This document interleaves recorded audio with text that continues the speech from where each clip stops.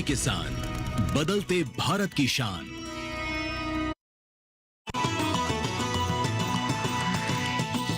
DD किसान, बदलते भारत की शान।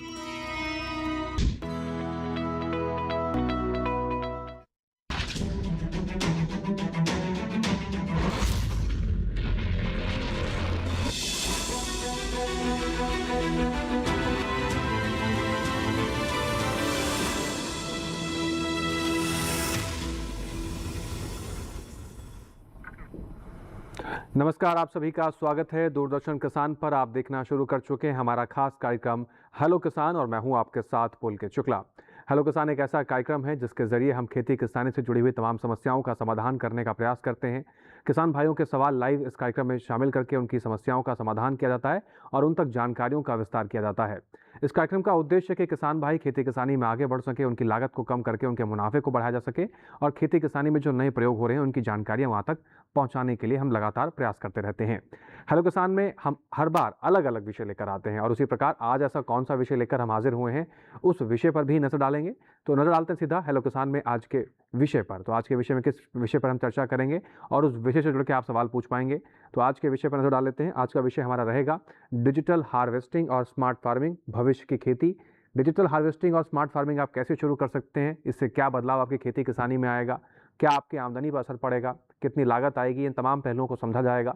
और इस कार्यक्रम में इस विषय पर कोई भी आपके सवाल हैं या इस विषय के बारे में कोई आप जानकारी चाहते हैं तो आपको पता है, आप जुड़ सकते हैं कार्यक्रम हेलो किसान के साथ। आपके पास 3 विकल्प होते हैं हमेशा की तरह। पहला टोल फ्री नंबर आपके स्क्रीन पर दिखा रहे हैं हम, 1800113060, 1800113006। ये 2 नंबर हैं। इन नंबरों का इस्तेमाल कर आप कार्यक्रम में जुड़ सकते हैं अपने सवालों के साथ। लेकिन जब भी आप फ़ोन करें, 2 बातों का विशेष रूप से ध्यान रखें कि आपकी टीवी की आवाज़ कम हो जब आप फ़ोन करें, दूसरा आपके फ़ोन में पर्याप्त नेटवर्क हो ताकि एक बेहतर संवाद बनाया जा सके। इसके बाद जिन किसान भाइयों का फ़ोन नहीं लग पाता वो व्हाट्सएप का भी इस्तेमाल कर अपने सवाल हम तक पहुंचा सकते हैं। व्हाट्सएप नंबर आप नोट कर लीजिए, 8800520717। व्हाट्सएप करते समय आप जहां से अपना सवाल भेजें, जगह का नाम, अपना नाम लिखना बिल्कुल ना भूलें। इसके बाद आप ईमेल का भी इस्तेमाल कर अपने सवाल हम तक पहुंचा सकते हैं। आप ईमेल आईडी नोट कर लीजिए। हमारी ईमेल आईडी है hellokisan2015@gmail.com। तो इन 3 माध्यमों का आप इस्तेमाल कर सकते हैं। कोई भी सवाल इस विषय से जुड़ा हुआ आपके पास है या आप कोई जानकारी चाहते हैं, कोई सुझाव देना चाहते हैं, तो कार्यक्रम में जुड़िए अपने सवालों, सुझावों और समस्याओं के साथ। आपकी सभी चीज़ों की समस्याओं का समाधान इस कार्यक्रम में किया जाएगा। अब रुक करते हैं उन एक्सपर्ट्स का जो आपकी समस्याओं का समाधान करेंगे, आप तक बेहतर जानकारी पहुंचाएंगे। सीधा रुक करते हैं स्टूडियो में मौजूद डॉक्टर रऊफ अहमद परे जी का। डॉक्टर रऊफ, आपका बहुत स्वागत है। आप वरिष्ठ वैज्ञानिक हैं, कृषि अभियांत्रिकी संभाग, भारतीय कृषि अनुसंधान संस्थान, पूसा, नई दिल्ली से। नमस्ते। इसके साथ ही हमारे साथ दूसरे खास मेहमान स्काइप के माध्यम से जुड़े हुए हैं, आइए उनका भी रुख कर लेते हैं। डॉक्टर CR मेहता जी हैं। डॉक्टर CR मेहता जी, आपका भी बहुत स्वागत है कार्यक्रम में। आप निदेशक हैं केंद्रीय कृषि अभियांत्रिकी संस्थान, भोपाल, मध्य प्रदेश से। तो चर्चा की शुरुआत डॉक्टर रऊफ जी आपसे ही करते हैं। जो हम बात कर रहे हैं डिजिटल हार्वेस्टिंग और स्मार्ट फार्मिंग की, आज इसकी ज़रूरत क्यों है? हम क्या ये समय की मांग है? अगर हम डिजिटल हार्वेस्टिंग की अगर बात आगे नहीं बढ़ते हैं या स्मार्ट फार्मिंग की बात नहीं करते हैं तो क्या खेती किसानी में कोई नुकसान हो जाएगा या किसानों की कोई नुकसान हो जाएगा? ये क्यों ज़रूरी है बात करना, इस पर बदलाव लाना क्यों ज़रूरी है? हाँ, बिल्कुल सही बात। अगर हम देखेंगे अपने देश का एग्रीकल्चर कैसे प्रोग्रेस किया है, पहले जो भी हम एग्रीकल्चर करते थे उसमें जो हाथों चले जो मशीनरी होती थी जैसे दराती वगैरह, वो इस्तेमाल करके फिर आगे बढ़ते गए, ट्रैक्टर के ज़रिए से मशीनें आने लगी। उसके साथ साथ जब हम आज देखते हैं कि इंडस्ट्री पैरेलल में जो प्रोग्रेस की है उसमें हम देखते हैं कि बहुत बदलाव आया है। इसीलिए अपने एग्रीकल्चर को एडवांस करने के लिए इसमें जो यंत्रों का इस्तेमाल होना है, उसमें ऑटोमेशन लाना, उसमें रियल टाइम में हमको पता चले कि क्रॉप की क्या कंडीशन है, ये आज के टाइम के हिसाब से बहुत ज़रूरी है। और चूंकि हमारा देश विकसित भारत की ओर बढ़ रहा है, उस हिसाब से भी हमारे एग्रीकल्चर में टेक्नोलॉजी का इस्तेमाल, सही समय पे क्रॉप की कंडीशन जानना और फार्मर्स को सही टाइम पे इंफॉर्मेशन देना बहुत ही ज़रूरी है। तो इसीलिए जो हम स्मार्ट फार्मिंग की आज बात करते हैं, जिसमें हम डेटा, IoT, रोबोटिक्स, इन सब चीज़ की बात करते हैं, ये इसीलिए है ताकि किसानों की जो लागत है वो कम हो जाए और जो उसका मुनाफा है वो बढ़ जाए। जी, तो किसानों की लागत को कम करके उनके मुनाफे को बढ़ाया जाए, उसी काम को सटीकता से किया जाए। इसलिए डिजिटल हार्वेस्टिंग और आने वाले समय में जो स्मार्ट फार्मिंग की हम बात कर रहे हैं, इसकी बेहद आवश्यकता पड़ने वाली है और इसका परिणाम किस तरीके से होगा ये भी देखने वाली बात होगी। डॉक्टर CR मेहता जी, आपका रुख करते हैं। मेहता साहब, जिस तरीके से हम यहाँ पर डॉक्टर जी ने बताया कि नई तकनीक, नई मशीनीकरण, एआई या डिजिटल डाटा की अगर हम बात कर रहे हैं, क्या सिर्फ इसी को परिभाषित किया जाए स्मार्ट खेती, डिजिटल खेती को लेकर, या फिर इसको भी हम कह सकते हैं कि बीज का सही तरीके से बोना, खाद और उर्वरकों का सही तरीके से इस्तेमाल करना, इंटरक्रॉपिंग करना, इसको भी क्या हम ऐसे परिभाषित कर सकते हैं कि ये भी स्मार्ट फार्मिंग है? आपने बहुत ही अच्छा प्रश्न पूछा। उसके संदर्भ में मैं आपको ये बताना चाहूंगा कि क्या है कि आजकल जो कॉस्ट ऑफ इनपुट, चाहे वो खाद हो, बीज हो या पेस्टिसाइड हो, उनकी कीमत दिन ब दिन बढ़ती जा रही है। तो अब हमें उतना ही यूज करना चाहिए जितना कि फील्ड में जरूरत है। तो स्मार्ट फार्मिंग में क्या होता है कि असेस किया जाता है कि कितनी रिक्वायरमेंट है, उसको सही समय पर सही उतनी क्वांटिटी में अप्लाई किया जाता है, जिससे कि इनपुट की बचत हो और उससे खेती की लागत कम होगी। आजकल क्या है कि अगर आप देखें तो हर व्यक्ति स्मार्ट होना चाहता है। हम स्मार्टफोन यूज कर रहे थे, किसान भी स्मार्ट बनना चाहेगा। तो इसीलिए स्मार्ट फार्मिंग की तरफ किसान को भी तेजी से बढ़ने की जरूरत है और उस दिशा में काफी रिसर्च एंड डेवलपमेंट का काम हो रहा है। जी, तो किसानों के हित में और इस क्षेत्र में आगे बढ़ने के लिए काफ़ी रिसर्च और डेवलपमेंट का काम हो रहा है। कोशिश ये भी है कि जैसे कई बार जिक्र किया गया कि जो सीड इनपुट है या जो लागत है उसको कम किया जाए और किसान भाइयों का जो आउटपुट है और जो उपज है उसको बेहतर तरीके से बढ़ाया जा सके। इन तमाम पहलुओं को और भी बेहतर तरीके से समझेंगे, कुछ और इसके विकल्पों के ऊपर बात करेंगे, कैसे इस्तेमाल कर सकते हैं, लेकिन उससे पहले इस विषय से जुड़ी एक रिपोर्ट पर आइए नज़र डाल लेते हैं।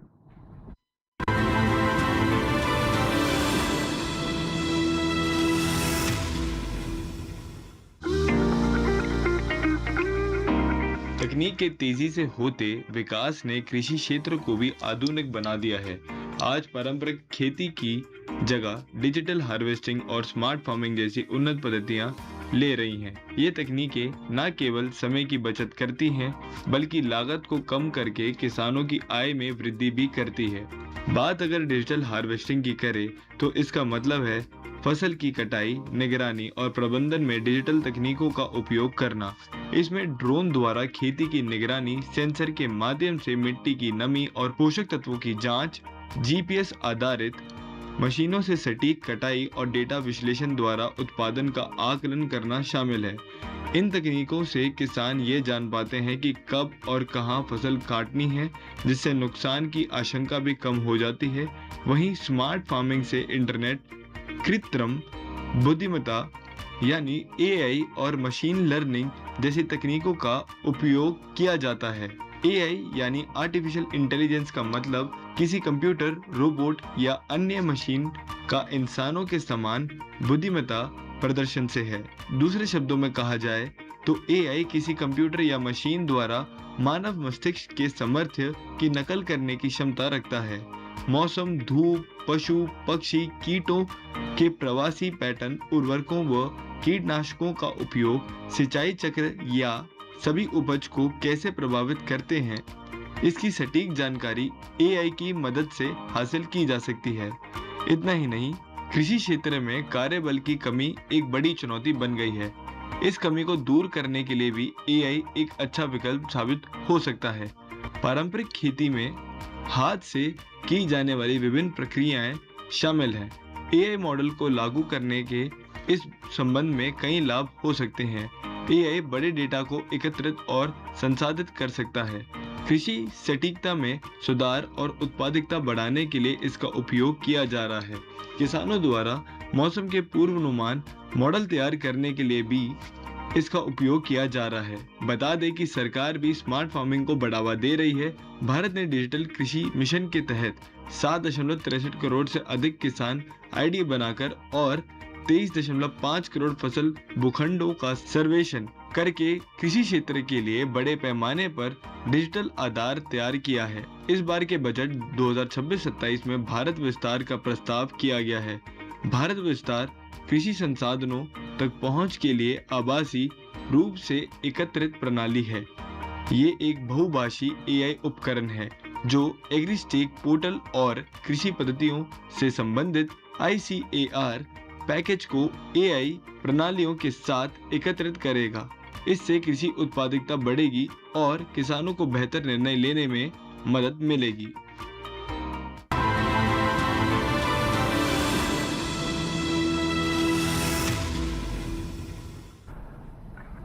तो स्मार्ट हार्वेस्टिंग और डिजिटल फार्मिंग के क्या विकल्प हैं और क्या क्या इसके पहलू हैं, इस रिपोर्ट के ज़रिए हमने समझने का प्रयास किया। ज़मीनी स्तर पर कैसे ये काम कर रहा है और कैसे किसान भाई इसका लाभ ले सकते हैं, इसको भी समझते हैं।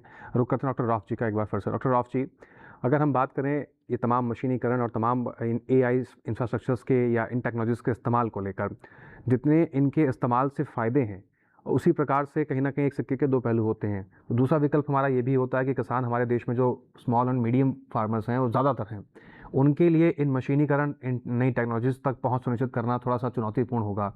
तो उन किसानों तक हम इन मशीनों का कैसे पहुंच सुनिश्चित करें, उनको इसका लाभ कैसे मिलेगा?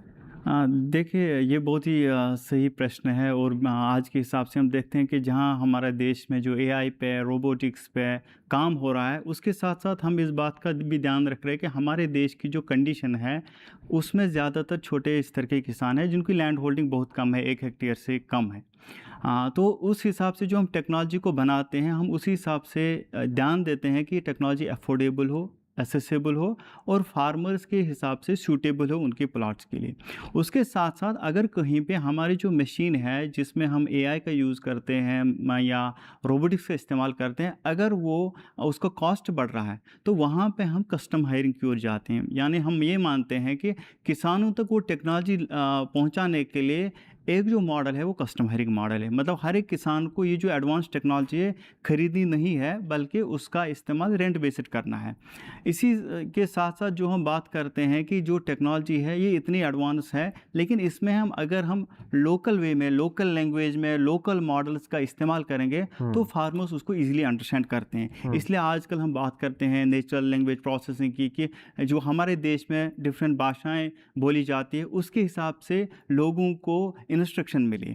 तो इसी तरह जो और भी टेक्नोलॉजीज़ है उसमें हम ये देखते हैं कि पूरी अगर हम ऑटोमेशन करें उसके बदले हम रिमोट ऑपरेट कर सकते हैं। तो ये सारी जो रिसर्च है, डेवलपमेंट है, ये हमारे देश के जो छोटे स्तर के किसान हैं उनको देख के ही हम आगे बढ़ रहे हैं। जी, डॉक्टर CR मेहता जी, आपका रुख करते हैं।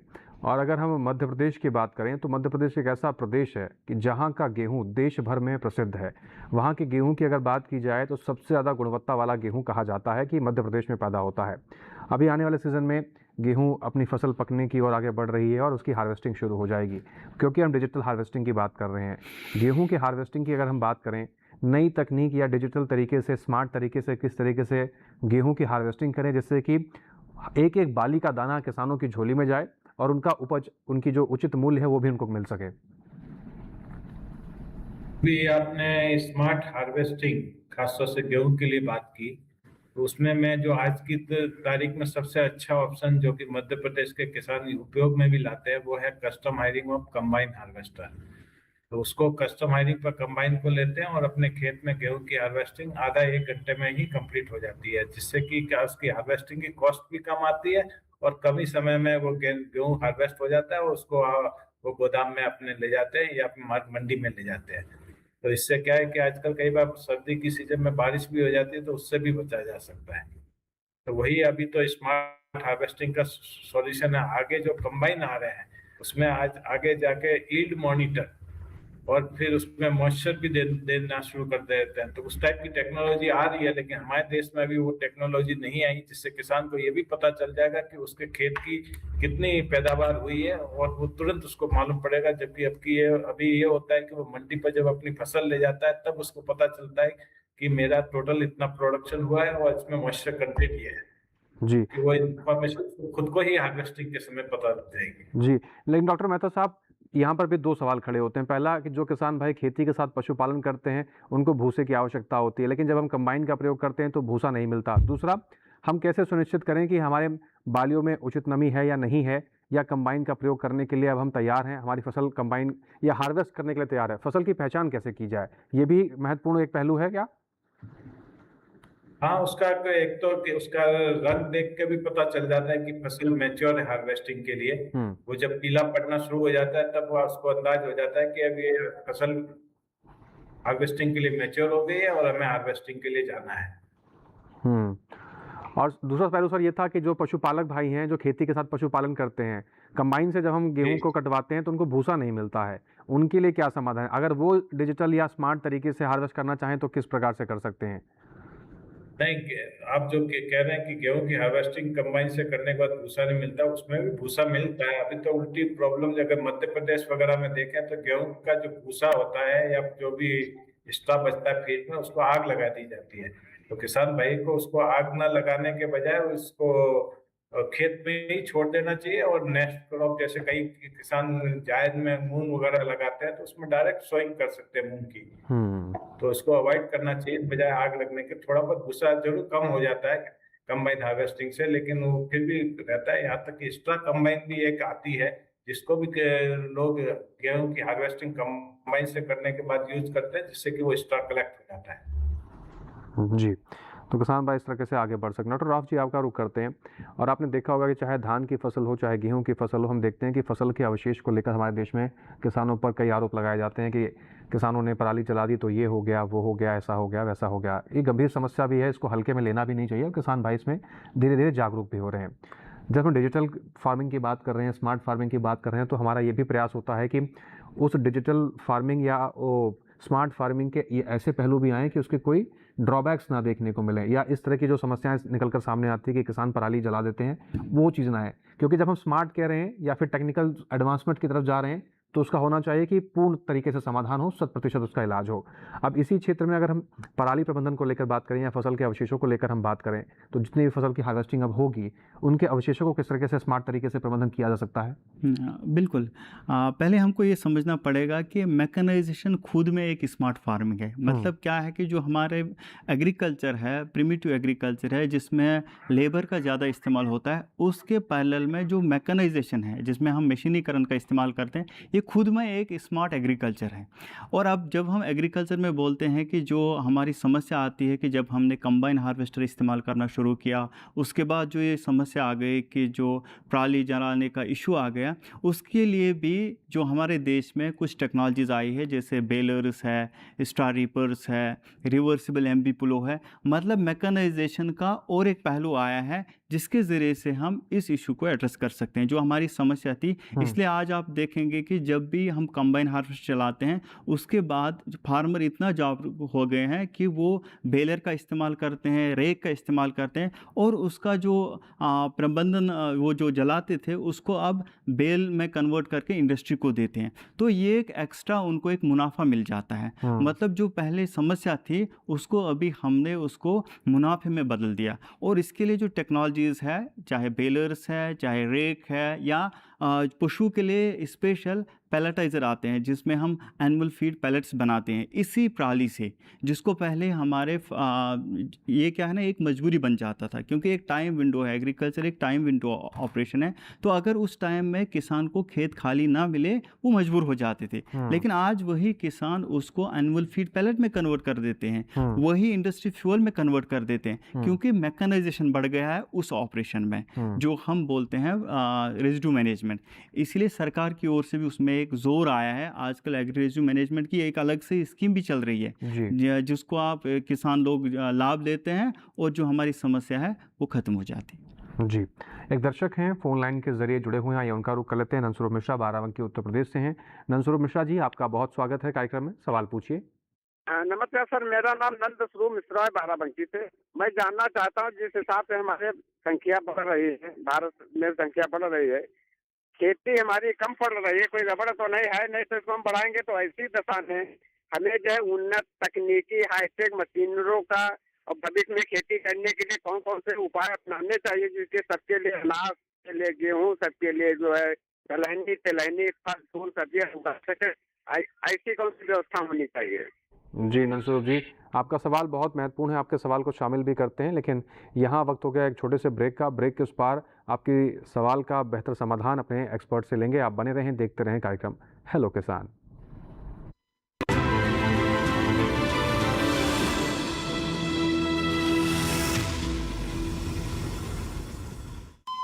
अरे सुन तो। मुझे क्या सुनाना चाहते हो? जो सुनाओ मेरी सौतन को। किसको? अरे वही तुम्हारा मोबाइल फोन, जिससे सुबह शाम दिन रात चिपके रहते थे और कहते थे किसान कॉल सेंटर से बातें हो रही हैं। अच्छा ये बात है। हाँ, क्यों, क्या हुआ? अब बात नहीं होती क्या? अब तो झट से बात हो जाती है। ऐसा क्या? हाँ, अब तो ज्यादा लाइनें और खास तकनीक के कारण खेती के माहिरों से तुरंत बात हो जाती है। और अगर कभी लाइन व्यस्त हो तो अपनी समस्या फोन पर रिकॉर्ड करा दो, वहाँ से फोन आ जाता है और समस्या की हल का मैसेज भी आ जाता है। ये देखो आ गया। अरे वाह, इसका मतलब इंतजार की घड़ी अब खत्म। हाँ। तभी मैं सोचूं कि आजकल मुझ पर इतना प्यार क्यों आ रहा है। कृषि संबंधी समस्याओं का अपनी भाषा में तुरंत हल पाने के लिए पूरे भारत में किसी भी फोन से हेल्पलाइन नंबर पर संपर्क करें। किसानों का दोस्त किसान कॉल सेंटर।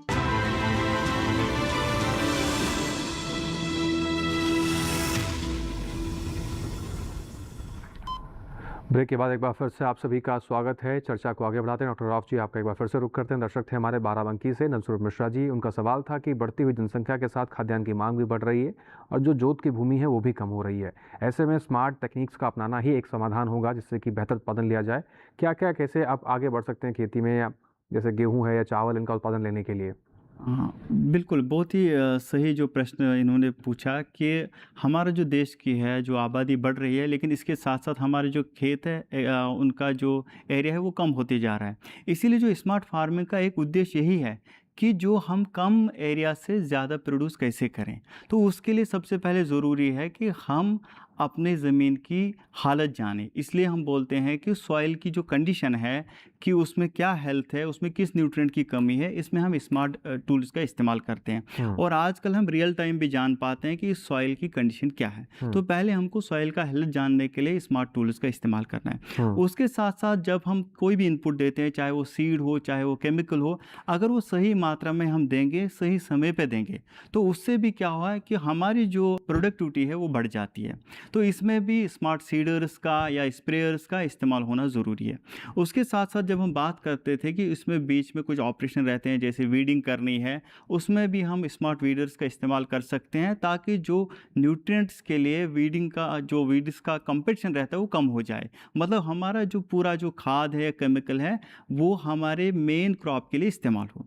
उसके साथ साथ जब हम आखिर में देखते हैं कि जब हमको किसी चीज़ को हार्वेस्ट करना है, किसी भी क्रॉप को हार्वेस्ट करना है, सही समय में हार्वेस्ट करना बहुत ज़रूरी है। उसमें कितनी नमी है, चाहे तिलहन की कंडीशन है, तो हम देखते हैं कि अगर हम सही नमी पे उसकी हार्वेस्टिंग नहीं की तो उसमें तेल की कमी हो सकती है। तो इसलिए सही नमी में उसका हार्वेस्टिंग होना, उसमें स्मार्ट हार्वेस्टर्स का इस्तेमाल होना बहुत ज़रूरी है। तो हम ओवरऑल में बोल सकते हैं कि स्मार्ट फार्मिंग का यही उद्देश्य है और इनके ही इस्तेमाल से हम कम एरिया में ज़्यादा प्रोड्यूस कर सकते हैं और पूरे देश का जो आबादी है उसको हम सही तरीके से फीड कर सकते हैं। जी, एक दर्शक हैं जिन्होंने अपना प्रश्न वीडियो बना के भेजा हमें बिहार से। गणेश राम जी किसान हैं, ये देखते हैं क्या सवाल है इनका।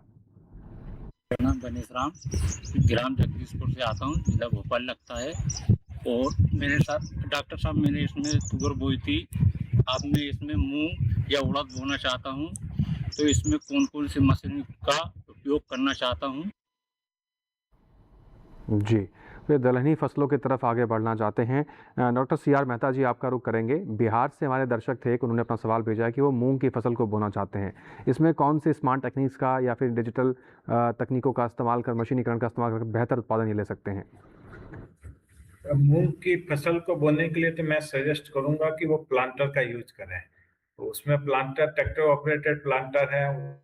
उसमें क्या होता है कि रो टू रो डिस्टेंस मेंटेन होती है और यहाँ तक कि प्लांट टू प्लांट भी डिस्टेंस मेंटेन कर सकते हैं, जिससे कि आपका बीज कम लगेगा और आपकी पैदावार भी अच्छी होगी।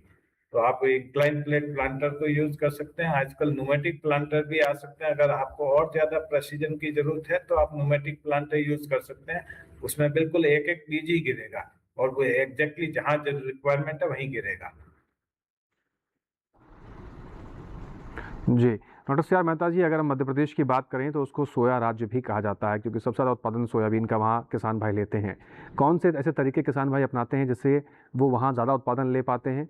और देश के अन्य किसान अगर सोयाबीन की खेती करें तो किन से तकनीकों का इस्तेमाल करें? न केवल सीड प्लांटर जैसे आपने जिक्र किया, आगे सिंचाई प्रणाली के लिए कौन सी तकनीक का इस्तेमाल करना चाहिए, फिर हार्वेस्टिंग के लिए कौन सी तकनीक का इस्तेमाल करना चाहिए, स्मार्ट प्रोसेस कौन से हैं? उसमें सबसे बड़ी आजकल जो सोयाबीन में समस्या आती है वो क्या होता है कि बारिश इरेटिक होती है। कभी बहुत ज्यादा बारिश होती है, कभी बहुत कम बारिश होती है। तो उसके लिए सोयाबीन को जब किसान भाई लगाते हैं तो उसको चौड़ा बेड बना के उसके ऊपर सोयाबीन लगाए, जिससे कि ज्यादा बारिश होगी तो वो जो साइड में नाली रहेगी उससे पानी निकल जाएगा, और कम बारिश में उसमें पानी इकट्ठा होगा, वो मॉइस्चर कंजर्वेशन का काम करेगा, जिससे कि पैदावार सोयाबीन की अच्छी होगी। नहीं तो अभी क्या हो रहा है कि कई बार बारिश बहुत होती है तो फिर सोयाबीन की क्रॉप का नुकसान होता है, और बहुत कम होती है तो उसको इरिगेशन न होने की वजह से भी फसल का नुकसान होता है। फिर उसकी कटाई के लिए अगर आप सही मॉइस्चर पर उसकी कटिंग करेंगे तो उससे भी आपका सही हार्वेस्टिंग, सही पैदावार हो जाएगी।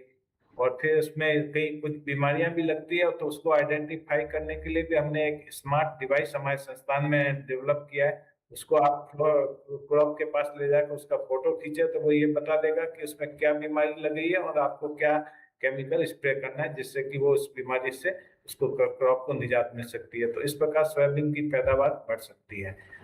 जी, डॉक्टर सी आर मेहता जी, जो जो तरीके आपने बताए और जिस डिवाइस का आपने जिक्र किया, क्या ये डिवाइस सिर्फ मध्य प्रदेश के किसानों की पहुंच में है या देश के अन्य किसान भी इस्तेमाल कर सकते हैं? पहला सवाल। दूसरा, अगर इसमें जो आपने ये तरीके बताए, क्या इन्हीं तरीकों को अपनाकर मध्य प्रदेश के किसान सोयाबीन की खेती कर रहे हैं, जिसकी वजह से उनको इतना बेहतर उत्पादन मिल रहा है कि पूरे देश का नाम सोया राज्य के नाम से प्रसिद्ध हो गया है? जी, मैं इसमें आपको ये बताना चाहूंगा कि मध्य प्रदेश में डायरेक्टरेट ऑफ एग्रीकल्चर इंजीनियरिंग है, और वो भी रीजन फ्रो और ये ब्रॉडबैंड प्लांटर को प्रमोट कर रहे हैं, खासतौर से सोयाबीन की बुवाई के लिए। अभी हमारे संस्थान ने एक, और ये भी कमर्शियली अवेलेबल है कई कंपनियों से, हमारे संस्थान ने एक सोयाबीन में खरपतवार की भी समस्या होती है, तो उसके लिए हमने एक प्लांटर कम हर्बिसाइड एप्लीकेटर डेवलप किया, जिसमें क्या होता है कि बीज की बुवाई और हर्बिसाइड की एप्लीकेशन दोनों एक साथ हो जाती है। जी। तो इससे भी इस प्रकार यहाँ तक कि सोयाबीन की हार्वेस्टिंग के लिए कंबाइन उपलब्ध है, और हमारे संस्था ने एक बंच टाइप हार्वेस्टर भी डेवलप किया है, वो भी उपलब्ध है। जी, तो इस प्रकार की तकनीकों का इस्तेमाल कर मध्य प्रदेश के किसान अग्रणी हो रहे हैं, और पैदावार में तो आप देख ही रहे हैं किस प्रकार से पैदावार की जा रही है। डॉक्टर राव जी, आपका रुख करते हैं। जैसे कि डॉक्टर सी आर मेहता जी ने यहाँ पर जिक्र किया कि एक मशीन डेवलप की गई है या डिवाइस डेवलप किया गया है, जिसके ज़रिए उसकी फ़ोटो खींची और पता लग जाता है कि इसमें कौन सी बीमारी लगी है या कौन से स्टेज पे पौधा है। न केवल ये सोयाबीन की बात करें, ओवरऑल एग्रीकल्चर पर्सपेक्टिव से बात करें, चाहे गन्ना हो, चाहे गेहूँ हो, जौ हो, चावल हो, कुछ भी किसी की भी खेती करना चाहें हम, तो ऐसे कौन से क्या इन फसलों पर भी कोई ऐसे देश के हर राज्य में, हर कृषि विज्ञान केंद्र में कोई इस तरह की तकनीक या इस तरह का कोई सॉफ्टवेयर या एआई का इस्तेमाल कर हम ये पता लगा सकते हैं कि फसल की बढ़वार सही चल रही है, कोई कोई कीट या रोग तो नहीं लगा है, उसका समाधान कर सकते हैं? बिल्कुल। जब हम एआई की बात करते हैं तो सबसे ज़्यादा जो एआई का अभी इस्तेमाल हो रहा है हमारे एग्रीकल्चर में, वो ज़्यादातर डिजीज़ डिटेक्शन के लिए ही होता है कि हम देखते हैं कि कौन सी रोग लगी है, क्योंकि अक्सर किसानों के प्रश्न रहते हैं कि ये रोग क्या है, इसका क्या समस्या है, इसका क्या समाधान है। तो हम देखते हैं कि आजकल पूरे सरकार की ओर से भी जोर है कि जितने भी डिजीज़ का हम डेटाबेस क्रिएट कर पाएँ। डेटाबेस मतलब उनका पहले हमारे पास एक डेटा सेट होना चाहिए कि ये जब बीमारी लगती है तो ऐसा हो जाता है, ताकि जब भी किसान फिर प्रश्न पूछे तो उनको एक ऑटोमेटिक ऑप्शन मिले कि ये डिजीज़ है और इसका समाधान ऐसे होना है।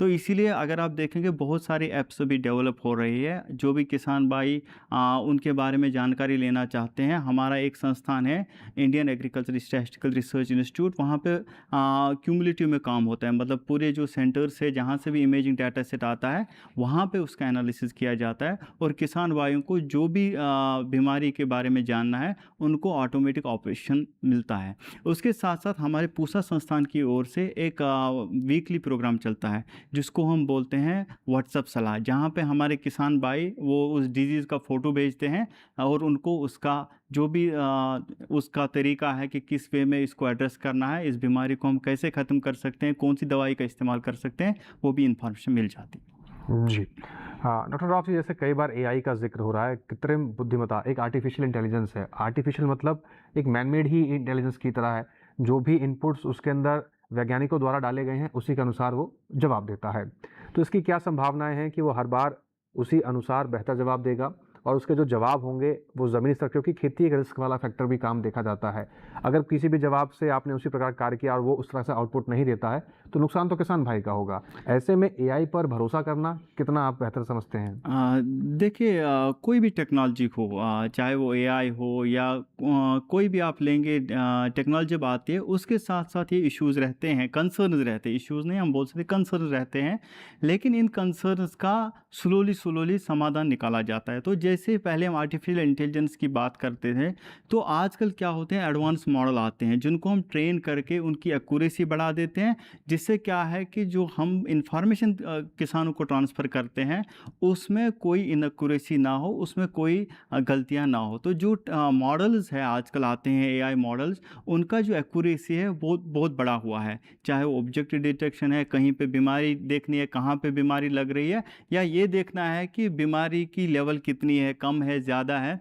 तो ये सब डिपेंड करता है एडवांसमेंट के साथ, क्योंकि हम बात करते हैं एग्रीकल्चर की एडवांसमेंट, इसको कैसे हम आगे बढ़ाएं। तो उसके लिए ज़रूरी है कि जितने भी हमारे मॉडल्स हैं हम उनको सही से ट्रेन करें और हम एडवांस मॉडल का ही इस्तेमाल करके हाईली एक्यूरेट, और उनको वैलिडेट भी किया जाता है। देखिए, जब भी हम किसानों को कोई इन्फॉर्मेशन देते हैं पहले हम उन एआई मॉडल को वैलिडेट भी करते हैं, हम अपना डेटा इस्तेमाल करके, तभी हम जब हम पूरे श्योर हो जाते हैं तब हम किसानों को वो इन्फॉर्मेशन देते हैं। जी, तो इन तमाम फैक्टर्स को अपनाने के बाद किसानों को वो सूचनाएं मिलती हैं। डॉक्टर साहब, जैसे आपने एक स्कीम का जिक्र किया था जिसके ज़रिए किसान भाइयों को जानकारी मिलती है और जो टेक्निक्स हैं या टूल्स हैं उनकी पहुंच तक सुनिश्चित की जाती है, क्या उस स्कीम के बारे में थोड़ा सा बता सकते हैं आप? यहाँ पे दो चीज़ें, एक तो ये है कि जो हम पहले बात कर रहे थे वो था residue related, agri residue related जो हमने बात की थी कि वो था कि सीआरएम स्कीम जिसको हम बोलते हैं, क्रॉप रेजिड्यू मैनेजमेंट स्कीम, जहाँ पे किसानों को इन्फॉर्मेशन मिल जाता है कि कौन सी रेजिड्यू मैनेजमेंट टेक्नोलॉजी पे कितनी सब्सिडी है जिसका वो इस्तेमाल कर सकते हैं। तो उसके बारे में वो जो हमारा केंद्रीय सरकार का जो कृषि डिपार्टमेंट है उसकी साइट पे पूरी इन्फॉर्मेशन है। उसके साथ साथ जो हमने बात की थी कि एआई मॉडल्स की, कौन से एआई मॉडल्स हैं और उसमें किस किस बीमारी के बारे में हम जान सकते हैं, तो उसके लिए हमारे जो संस्थान है Indian agriculture statistical research institute, उनसे वो कांटेक्ट कर सकते हैं कि कौन सी ऐप के ज़रिए हम इसकी जानकारी ले सकते हैं। जैसे आजकल हम बात करते हैं किसान सारथी की, तो उसके ज़रिए भी किसान इन्फॉर्मेशन ले सकते हैं। जी, तो इस प्रकार किसान अपनी जानकारियों का विस्तार कर सकते हैं और देश के जितने भी कृषि विज्ञान केंद्र हैं या कृषि से जुड़े हुए संस्थान हैं वो किसानों को आगे बढ़ाने में लगातार प्रयासरत हैं। कुछ और जानकारियों का विस्तार करेंगे, रुकना होगा एक छोटे से ब्रेक के लिए। आप बने रहें, देखते रहें कार्यक्रम हेलो किसान।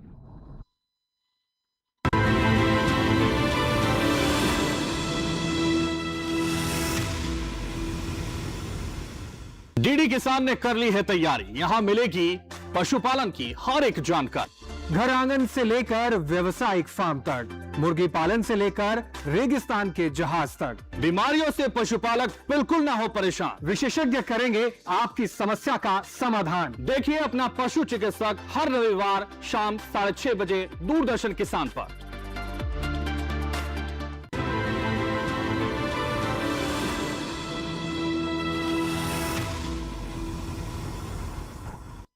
फिर से आप सभी का स्वागत है। आप देख रहे हैं कार्यक्रम हेलो किसान। चर्चा को आगे बढ़ाते हैं। डॉक्टर राव जी, एक बार फिर से आपका रुख करते हैं और ऐसे कौन से स्टेप्स हमें लेने चाहिए स्मार्ट फार्मिंग और डिजिटल फार्मिंग को लेकर जिसके ज़रिए किसान जागरूकता की तरफ आगे बढ़े, क्योंकि हमारे पास टेक्निक्स और बहुत सारी योजनाएं हैं लेकिन कहीं ना कहीं सूचना का अभाव भी रहता है किसानों के पास कि उनके क्षेत्र में कस्टम हायरिंग सेंटर है कि नहीं है, और कस्टम हायरिंग सेंटर अगर है तो कैसे हमें अप्रोच करना है, कैसे हम मशीनों की सेवा ले सकते हैं, कितने दिन के लिए इस्तेमाल कर सकते हैं, क्या उसके लिए कोई फीस है।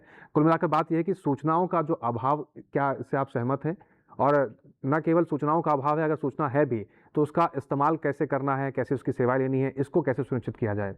देखिए, ये बहुत ही ज़रूरी है क्योंकि टेक्नोलॉजी अपनी जगह है लेकिन उस टेक्नोलॉजी का लाभ फार्मर ले पा रहा है कि नहीं ले पा रहा है, इसके लिए ज़रूरी है हमारा एक्सटेंशन मॉडल। और हमारे पूरे देश में एक बहुत ही बड़ा और जो बहुत ही इनोवेटिव एक्सटेंशन मॉडल है जिसमें हमारे पॉकेट्स में, जैसे हमारा अटारी जिनको हम बोलते हैं, वो एक्सटेंशन मॉडल चलाते हैं। उसके साथ साथ हमारे KVKs है, कृषि विज्ञान केंद्रास है, जो लोकल लेवल पे उस इंफॉर्मेशन को डिसेमिनेट करते हैं। जैसे हमारे किसानों को जो लोकल लेवल पे कोई भी जानकारी चाहिए, सबसे पहला जो उनका कनेक्शन है वो है हमारा कृषि विज्ञान केंद्र।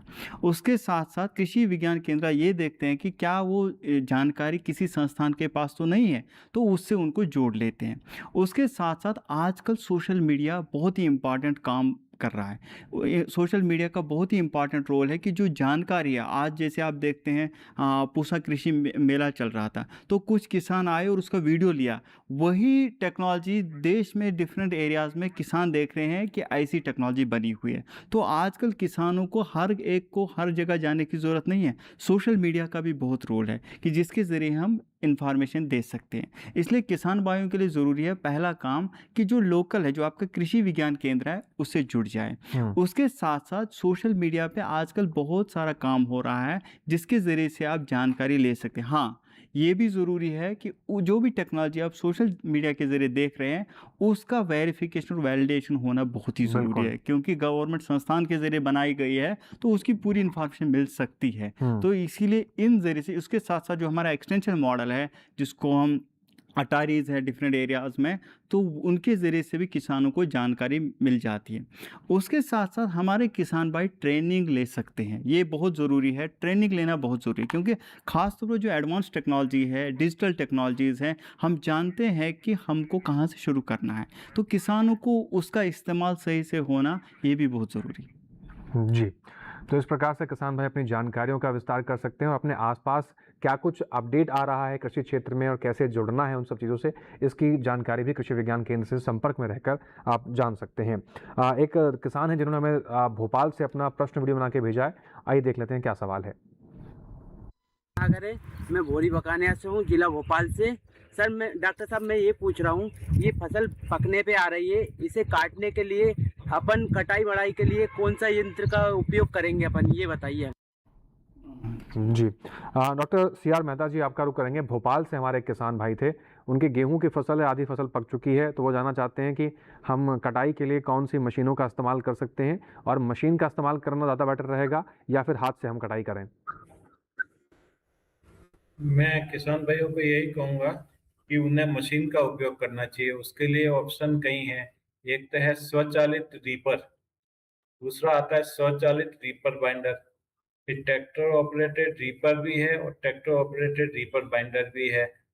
तो ये तो है जिसमें आप जो अभी थोड़ी देर पहले भी मुझसे पूछ रहे थे कि किसान कहते हैं कि पशुओं के लिए चारा नहीं मिलता, तो उसमें आपको पूरा पूरा चारा मिलेगा और आपका क्रॉप कटिंग करके एक बंडल के रूप में आपको मिल जाएगी। और फिर अगर आपको और जल्दी काम करना है तो आप कंबाइन हार्वेस्टर का भी उपयोग कर सकते हैं। खास तौर से गेहूं की कटाई के लिए मध्य प्रदेश में काफी किसान भाई कंबाइन हार्वेस्टर का उपयोग करते हैं, जिससे कम समय में उनकी हार्वेस्टिंग का काम पूरा हो सकता है। जी, तो ये काफी ऑप्शंस है। उन सब पर मशीनों पर भारत सरकार सब्सिडी भी देती है under sub mission on agriculture mechanisation, तो उसका भी किसान भाई लाभ ले सकते हैं। जी, डॉक्टर CR मेहता जी, इसके साथ कुछ और पहलुओं को समझने का अगर हम प्रयास करें, अभी जायद के मौसम की खेती शुरू होने वाली है, जैसे फरवरी मार्च में उसकी बुआई शुरू हो जाती है, और सब्जियों की अगर बात करें जायद के मौसम में तो काफ़ी ज़्यादा डिमांड रहती है, जैसे खीरा है, टमाटर है, ककड़ी है।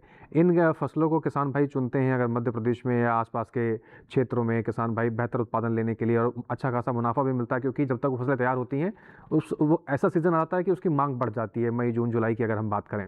तो इन फसलों को किसान भाई अगर लगाना चाहते हैं, हार्वेस्टिंग करना चाहते हैं, लगने के बाद, तैयार होने के बाद, कौन सी मशीनों का इस्तेमाल कर सकते हैं और स्मार्ट टेक्निक्स कौन सी हैं जिसके ज़रिए ये किसान भाई इसमें बेहतर उत्पादन ले सकते हैं?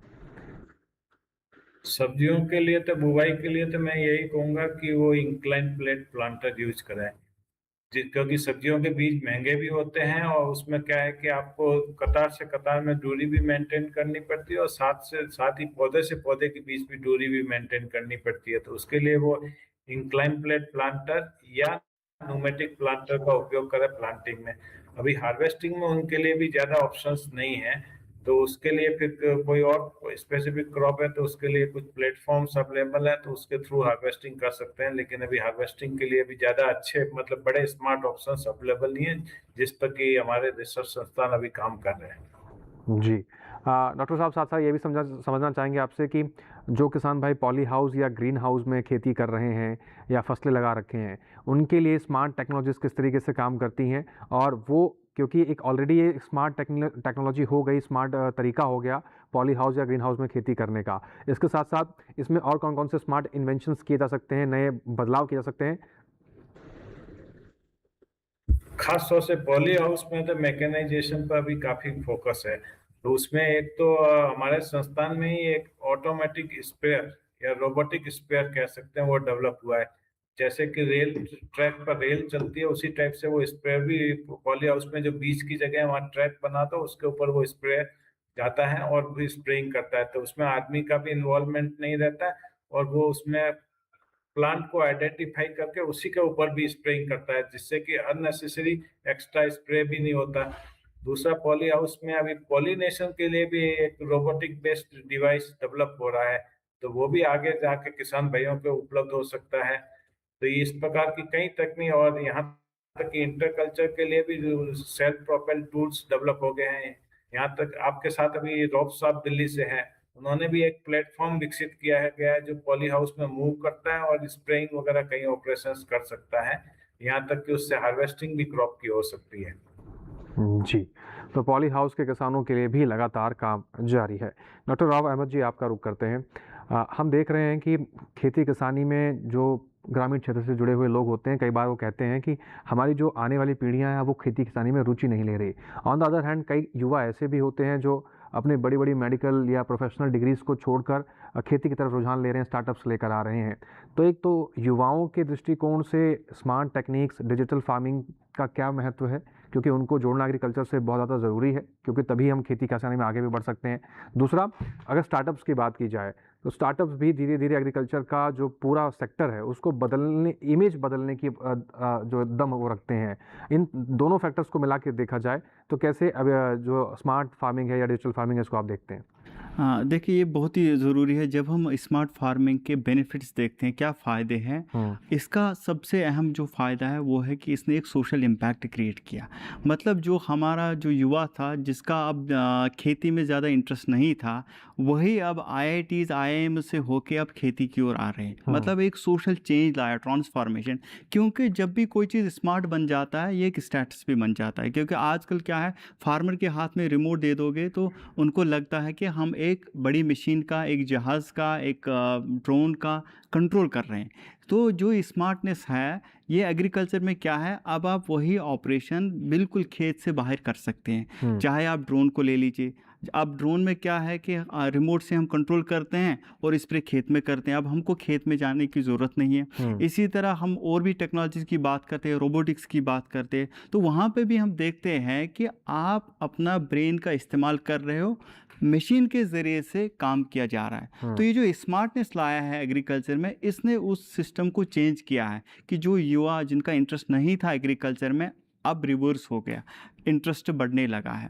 उसके साथ साथ जो हम देखते हैं कि स्टार्टअप्स की बात करते हैं, मैक्सिमम जो अपॉर्चुनिटीज़ है वो है एग्रीकल्चर में। मतलब एग्रीकल्चर में रीजन के हिसाब से, सॉइल टाइप के हिसाब से, क्रॉप के हिसाब से हर लेवल पे कोई इनोवेटिव सॉल्यूशन मिलने का चांस है। इसीलिए हम देखते हैं कि अक्सर युवा स्टार्टअप्स में आते हैं और डिफरेंट सॉल्यूशन देते हैं। ना कि इतना ही कि मैकेनाइजेशन, हम जब वैल्यू एडिशन की बात करते हैं कि जो हमारा प्रोड्यूस मिल रहा है उसमें भी बहुत सारे स्टार्टअप्स आ रहे हैं जहाँ पे वो वैल्यू एडिशन करके उसको मार्केटिंग कर रहे हैं। अभी इस स्मार्ट एग्रीकल्चर ने एग्रीकल्चर को एक बिजनेस बनाया है। ये सिर्फ ऐसा नहीं है कि अपना घर चलाने के लिए अभी एग्रीकल्चर कर रहे हैं लोग, बल्कि इसको एक बिजनेस की दिशा दी है। अभी एग्रीकल्चर को बिजनेस के तौर पर देखा जा रहा है और उसमें युवा का बहुत ही इंपॉर्टेंट रोल है और जो हम स्टार्टअप्स है ये इसको आगे कर रहे हैं। जी, ये बहुत महत्वपूर्ण पहलू आपने साझा किया। डॉक्टर सी आर मेहता जी, आपका रुख करते हैं।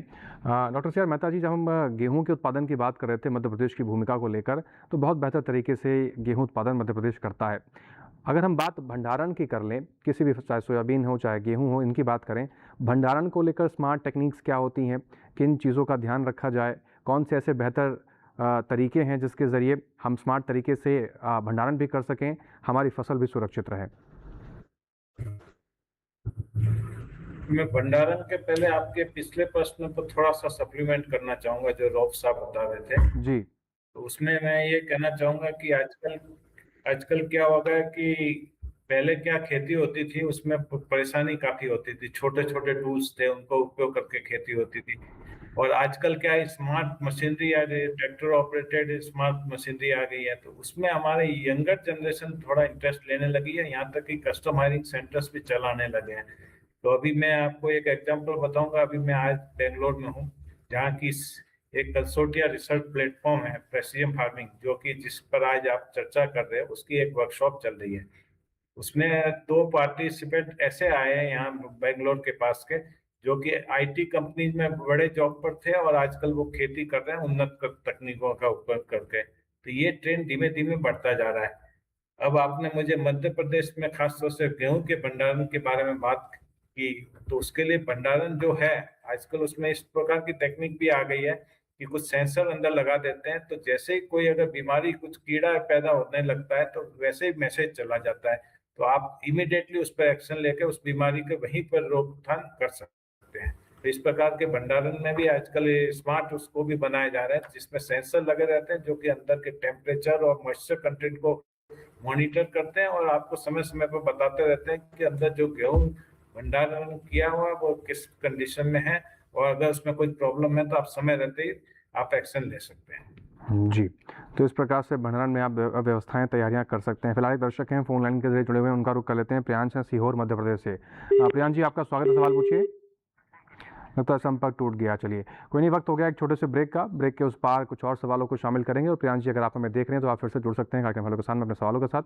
आप सभी बने रहें, देखते रहें कार्यक्रम हेलो किसान। एक वक्त हो गया छोटे से ब्रेक का।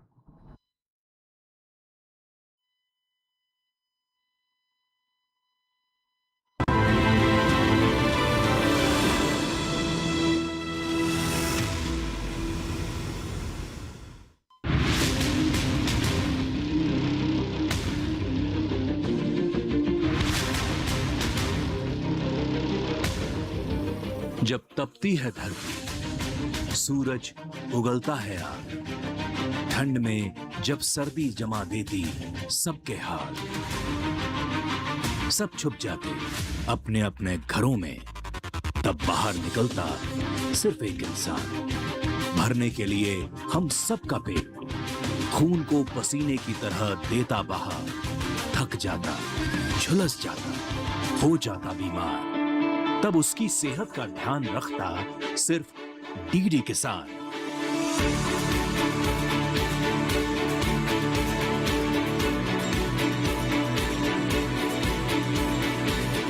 देखिए स्वस्थ किसान शनिवार शाम 6 बजे लाइव सिर्फ दूरदर्शन किसान चैनल पर।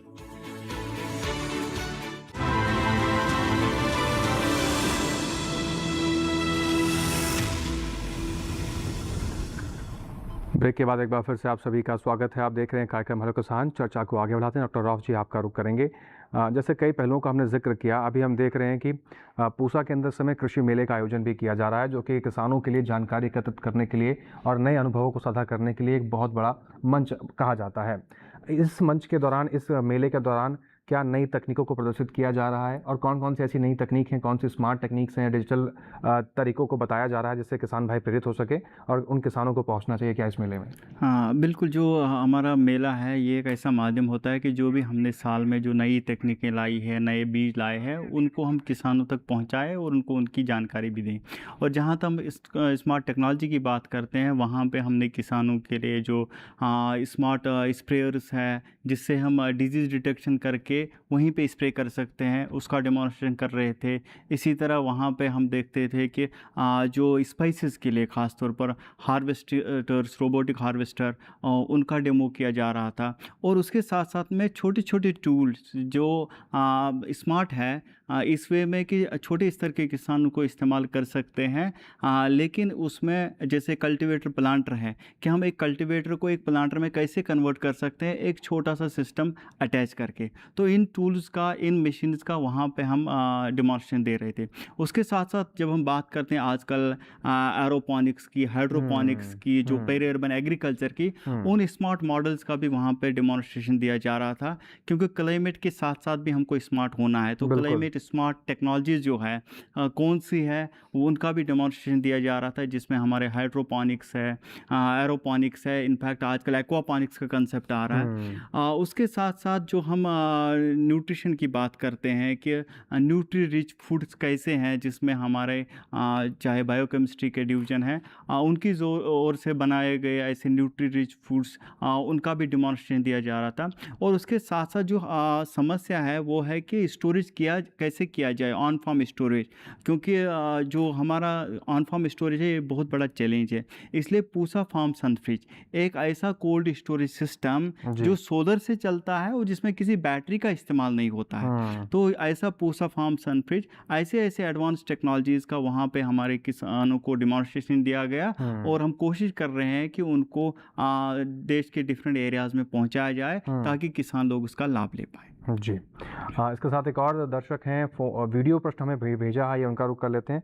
रामवीर हैं अलीगढ़ उत्तर प्रदेश से। रामवीर जी का वीडियो देख लेते हैं, क्या सवाल भेजा है। नाम रामवीर सिंह, गांव मोर, डिस्ट्रिक्ट अलीगढ़, यूपी।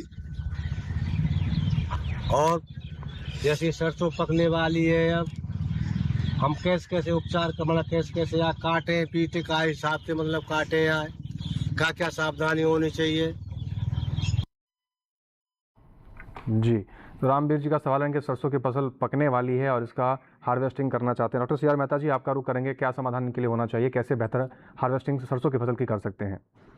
सरसों की हार्वेस्टिंग के लिए तो एक रीपर ऑप्शन है जिसको ट्राई कर सकते हैं किसान भाई। रीपर में क्या है कि स्वचालित रीपर है, उसको यूज करके वो हार्वेस्टिंग सरसों की कर सकते हैं। उसके बाद आपको फिर थ्रेसिंग अलग से करनी पड़ेगी।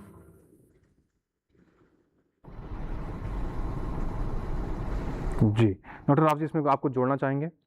इनका तो प्रश्न दो अलग अलग प्रश्न थे हमारे मेहता साहब ने, जैसे पहले का बताया कि रीपर इस्तेमाल कर सकते हैं, क्योंकि क्या होता है कि जो हमारे ऑयल सीड्स है इसमें बहुत ज़्यादा शैटरिंग लॉस होते हैं, मतलब क्योंकि ड्राई रहते हैं पॉड्स, तो इसलिए रीपर इस्तेमाल कर सकते हैं। नहीं तो आपको दांती से ही काटना पड़ेगा, क्योंकि ज़्यादा हम मशीनरी का इस्तेमाल इसमें इसलिए नहीं कर पाते हैं क्योंकि अभी इसमें लॉसेस ज़्यादा हो जाते हैं। उसके साथ साथ जो इनका दूसरा प्रश्न था कि क्या सावधानियाँ बरतनी चाहिए, ये बहुत ही महत्वपूर्ण प्रश्न है, क्योंकि हम देखते हैं कि जहाँ पे भी मैकेनाइजेशन हम करते हैं, जहाँ पे भी हम मशीनरीकरण लेते हैं, वहाँ पे चांस रहता है एक्सीडेंट्स होने का। क्योंकि क्या होता है कि हम कुछ ऐसी चीज़ें हो जाती है कि दुर्घटना होने का चांस रहता है। जैसे हम देखते हैं कि जब भी हम थ्रेशर का इस्तेमाल करते हैं, हमने देखा है कि अक्सर 5-6 लोग उसके ऊपर चढ़ जाते हैं या वो स्टेबल कंडीशन पे नहीं होता है। तो पहले जो भी आप यंत्र इस्तेमाल करें उसको सही से जानना ज़रूरी है कि हम किस मशीन का इस्तेमाल कर रहे हैं और इसको कैसे सही से चलाना है। जैसे अगर कोई मूविंग पार्ट है, उसका कोई शाफ्ट है, वो सही से कवर होना चाहिए। उसके नज़दीक में जो आदमी काम कर रहा है उसके कपड़े जो है वो लूज़ नहीं होने चाहिए। इसी तरह हम देखते हैं कि आजकल खासतौर पर ये बात हो गया है कि हम स्मार्टफोन्स का इस्तेमाल कर रहे हैं, एक साइड से हम मशीन चला रहे हैं, एक साइड से फ़ोन चला रहे हैं, ये भी लापरवाही है। ये भी लापरवाही हो जाती, तो इससे भी बचना ज़रूरी है। उसके साथ साथ ये भी है कि हम कभी सोचते हैं कि आज ही में पूरा काम होना है, तो उसमें क्या करते हैं, पूरे रात में भी थ्रेशर चलाना चाहते हैं। लेकिन अगर लाइट सही नहीं है तो हमको मशीन का इस्तेमाल नहीं करना चाहिए। ख़ास तौर पर हम जैसे थ्रेशर्स का इस्तेमाल नाइट टाइम में करते हैं, गाँव में पूरी लाइट नहीं होती है, तो ये भी इससे भी हमको बचना चाहिए। बिल्कुल ये जनरल में है। उसके साथ साथ फिर भी हमको कम से कम अगर हम दराती इस्तेमाल कर रहे हैं तो हमको हाथों के लिए जो हम फिंगर गार्ड्स बोलते हैं उनका इस्तेमाल करना चाहिए। और अगर हम कोई मशीन का कुल मिलाकर किसी भी तकनीक का प्रयोग करते समय आप प्रयास करें कि किसी भी तकनीक के आसपास अगर आप काम कर रहे हैं या किसी मशीन के आसपास काम कर रहे हैं तो उसके सेफ्टी मेजर्स जो हैं उसको ज़रूर ध्यान में रखकर आप उस मशीन के पास जाइए या किसी भी मशीन के पास काम करिए। डॉक्टर CR मेहता जी एक बार फिर से आपका रुख करेंगे और आपका धन्यवाद करेंगे। आप समय निकालकर कार्यक्रम में जुड़े, आपने बहुत बेहतर तरीके से किसान भाइयों की समस्याओं का समाधान किया। समय देने के लिए, हमारे साथ जुड़ने के लिए आपका बहुत शुक्रिया सर। धन्यवाद। और सेफ्टी थ्रेशर की सेफ्टी में एक चीज ये भी कहूंगा कि IS डिजाइन के थ्रेशर को ही यूज करना चाहिए, जिसमें से बेटर डिजाइन होती है और सेफ होती है। जी बहुत बहुत धन्यवाद सर अपने सुझाव साझा करने के लिए और किसानों की समस्याओं का समाधान करने के लिए। डॉक्टर राफ अहमद परेश जी आपका भी बहुत शुक्रिया समय साझा करने के लिए। समय समाप्ति की ओर इशारा कर रहा है और आपने बहुत बेहतर तरीके से किसान भाइयों को जानकारियों का विस्तार किया। बहुत शुक्रिया सर हमारे साथ जुड़ने के लिए। इसके साथ ही आज के हेलो किसान कार्यक्रम में बस इतना है। अगले ऐसे कौन से विषय रहेंगे जिस पर हम चर्चा करेंगे, नजर डाल लेते हैं अगले विषय पर। हेलो किसान में अगले अंश में हम बात करेंगे कृषि में सूचना प्रौद्योगिकी का उपयोग एवं नवाचार का प्रयोग किस प्रकार से हो रहा है और कैसे इससे आप लाभ ले सकते हैं। इस विषय से जुड़े हुए आपके कोई भी सवाल हैं तो आप हमें वीडियो बना के अपने सवाल भेज सकते हैं। आप हमारा वीडियो बना के भेजने वाला जो नंबर होता है उसका नोट कर लीजिए 8800520717। इस नंबर पर आप हमें अपना वीडियो व्हाट्सअप कर सकते हैं। इसके अलावा आप हमें ईमेल भी कर सकते हैं। कोई सुझाव कोई सवाल है तो आप हमारी ईमेल आईडी नोट कर लीजिए hellokisan2015@gmail.com ये हमारी ईमेल आईडी है। इसके साथ ही आप डीडी किसान के कॉल सेंटर पे भी फ़ोन करके सवाल सुझाव दर्ज करा सकते हैं। डीडी किसान के कॉल सेंटर का नंबर नोट कर लीजिए 1800113060। सोमवार से शनिवार सुबह 6 बजे से रात के 10 बजे तक ये नंबर आपकी सेवा में खुला रहता है। नंबर एक बार फिर से नोट कर लीजिए, आपके स्क्रीन पर हम आपको दिखा रहे थे। इस कार्यक्रम में कोई जानकारी आपसे छूट गई है, कार्यक्रम को दोबारा देखना चाहते हैं तो डीडी किसान के यूट्यूब चैनल का इस्तेमाल कर सकते हैं। आप आपकी टीवी स्क्रीन पर हम आपको एक QR कोड दिखाने जा रहे हैं, इसको स्कैन करें, पहुंच जाएंगे डीडी किसान के यूट्यूब चैनल पर। वहां पर भी हेलो किसान कार्यक्रम को आप दोबारा से देख सकते हैं। उम्मीद करते हैं दिखाई गई हर एक जानकारी से हमारे किसान भाइयों को लाभ होगा। फिर से हाजिर होंगे नए विषय, नए मेहमान, नई जानकारियों के साथ। तब तक के लिए आप हमें दीजिए इजाजत। बने रहें डीडी किसान के साथ। नमस्कार।